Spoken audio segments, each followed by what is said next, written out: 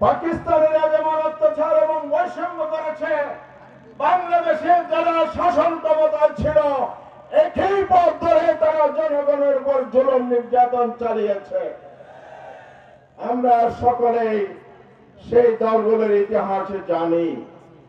এই জন্য বাংলাদেশের জনগণ বৈষম্যের বিরুদ্ধে ঐক্যবদ্ধ হয়েছে। জামাত ইসলামীকে অঘোষিত বানিয়ে ফ্যাসিবাদীরা নিষিদ্ধ ঘোষণা করেছে। সারা দেশের অফিস তালা লাগিয়েছে, নিবন্ধন বাতিল করেছে, শীর্ষ নেতাদেরকে ফাঁসির দড়িতে ঝুলিয়েছে।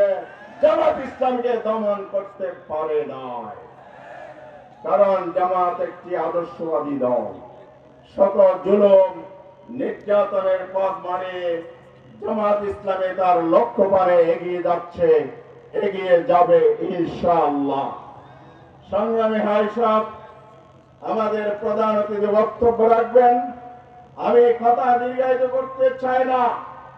যে দলটি এই দেশ গড়ার জন্য এত ত্যাগ কোরবানি স্বীকার করেছে, জুলুম নির্যাতনের শিকার হয়েছে, যে দলটি নেতৃবৃন্দ এত জুলুম নির্যাতনের শিকার হয়েছে এবং যে দলটিকে নেতৃত্ব শূন্য করা, যে দলটির বিরুদ্ধে অপপ্রচার চালিয়ে বিভ্রান্তি চালিয়ে জনগণ থেকে বিচ্ছিন্ন করতে পারে নাই, জাতি সেই দলের মধ্যে আগামী বাংলাদেশের স্বপ্ন দেখছে।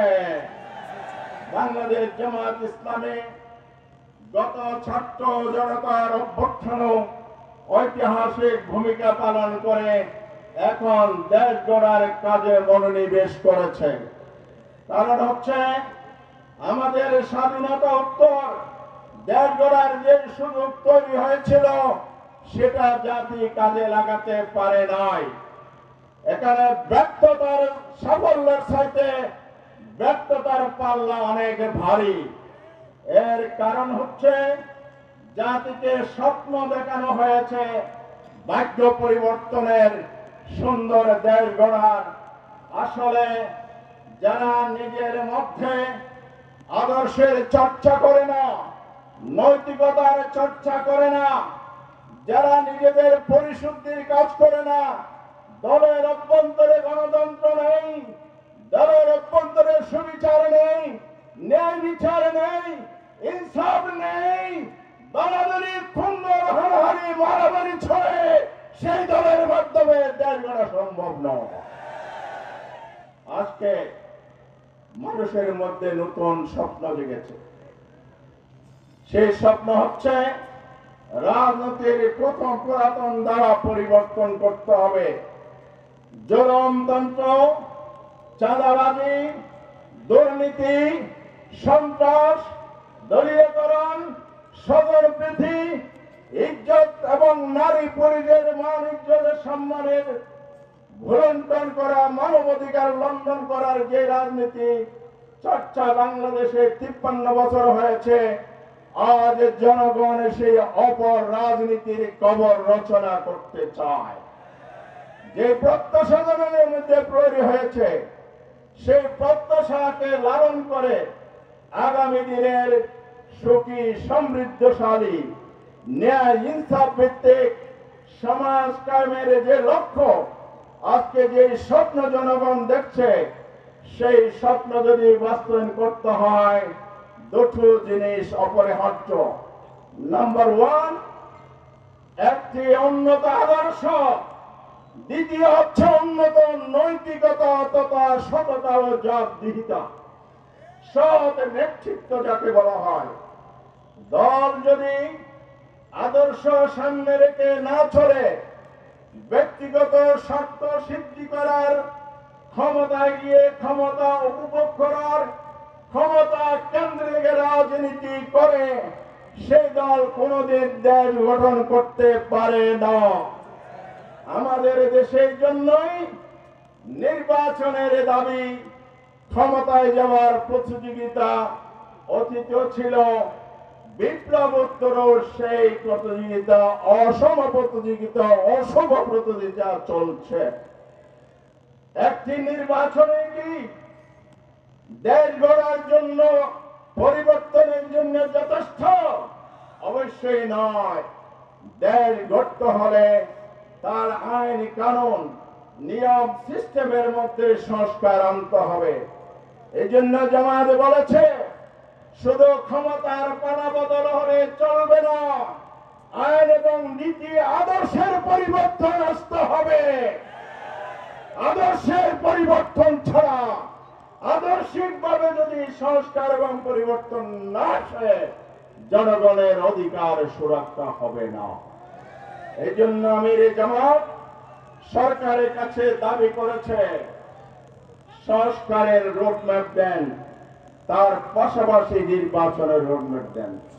এখন যারা সংস্কার চায় না, তড়িঘড়ি করে নির্বাচনে গিয়ে ক্ষমতায় যেতে চান, তাদের মতলব জনগণের কাছে পরিষ্কার। তারা আবার ক্ষমতায় গিয়ে লুটপাট করতে চায়, চাঁদাবাজি করতে চায়, সমাজে বৈষম্য তৈরি করতে চায়, ফ্যাসিবাদের সাথে আঘাত করে ক্ষমতায় এসে ফ্যাসিবাদীদেরকে আবার পুনর্বাসন করতে চায়। বাংলার জনগণ রক্ত দিয়ে দ্বিতীয়বার দেশ স্বাধীন করেছে। শহীদের রক্ত শুকায় নাই, আহতরা কোনো হাসপাতালে কাতরাচ্ছে। এই সন্ত্রাসী খুনিদের বিচারের আগে কোন নির্বাচন বাংলার জনগণ হতে দেবে না, হতে দেবে না, হতে দেবে না। কথা শেষ করতে চাই। প্রিয় আমার, একদিকে যেমন আদর্শিক পরিবর্তন দরকার, তার পাশাপাশি সৎ নেতৃত্ব ছাড়া দেশ গড়া সম্ভব নয়। নেতৃত্বের মাঝে যদি আল্লাহর ভয় না থাকে, সততা না থাকে, জবাবদিহিতা না থাকে, সমাজে তারা ইনসাফ কায়েম করতে পারবে না। ক্ষমতাকে তারা সব সময় নিজের স্বার্থ সিদ্ধির জন্য ব্যবহার করবে। আর পাশাপাশি ক্ষমতায় গিয়ে লুটপাট করে বিদেশে পাচার করে বেগমবাড়া তৈরির জন্য নতুন আবার স্বপ্ন দেখবে। সুতরাং আমরা বলতে চাই, এই দেশকে যদি নতুন প্রত্যাশা আকাঙ্ক্ষার আলোকে গড়ে তুলতে হয়, তাহলে সৎ নেতৃত্বের হাতে ইউনিয়ন পরিষদ থেকে পার্লামেন্ট পর্যন্ত এমন নেতৃত্ব বাছাই করতে হবে যারা জনগণের সম্পদকে আমানত মনে করবে, রাষ্ট্রের সম্পদকে আমানত মনে করবে। দুনিয়ার মানুষের সামনে যেমন জনগণের কাছে জবাবদিহিতা থাকবে, তার চাইতে বড় জবাবদিহিতা থাকবে মহান রব্বুল আলামিনের কাছে। যারা এই বিশ্বাস করে ইন্না ইলাইনা ইয়াবাহুম ওয়া ইন্না আলাইনা হিসাবাহুম, আমাদেরকে পরবর্তী জীবনে মৃত্যুর পর আল্লাহর কাছে ফিরে যেতে হবে, জীবনের সবকিছু হিসাব দিতে হবে। মন্ত্রণালয়ের চেয়ারে বসে, পরিষদের চেয়ারে বসে সবসময় যারা এই চিন্তা চেতনা লালন করবেন, কেউ হয়তো দেখবে না গোপনে আমি চুরি করব, ডাকাতি করব, লুটতরাজ করবে, কিন্তু দেখবেন আমার স্রষ্টা মহান রব্বুল আলামিন। এই চেতনা নিয়ে যদি নেতৃত্ব দেশ না চালায়, সমাজ না চালায়, সে নেতৃত্বের মাধ্যমে দেশে সুখ শান্তি আসবে না।